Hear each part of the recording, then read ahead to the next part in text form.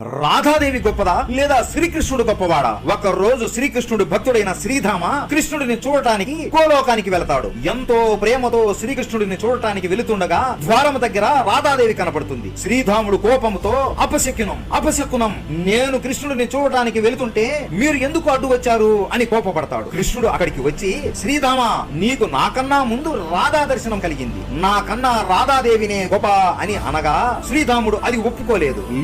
లేదు స్వామి, రాధా నామం కన్నా కృష్ణ నామమే గొప్ప, కావాలంటే నిరూపిస్తాను అని అనగా మొత్తం గోపికలు అందరూ వాళ్ళ చుట్టూ చేరుతారు. శ్రీధాముడు గట్టిగా జై శ్రీకృష్ణ అని అంటాడు. వెంటనే వాడిపోయిన చెట్టు మళ్లీ బ్రతుకుతుంది, చనిపోయిన మొక్కలు అన్ని బ్రతుకుతాయి, వాతావరణం మొత్తం మారిపోతుంది. ఆ తరువాత వెంటనే శ్రీధాముడు ఒక గుడ్డుని రాధే అని గట్టిగా అంటాడు. ఆ గుడ్డు కాలి బూడిద అయిపోతుంది. వెంటనే ఒక గొంగలి పురుగుని చూసి రాధే అనగా అది కూడా బూడిద అయిపోతుంది. వెంటనే ఒక పుపోడిని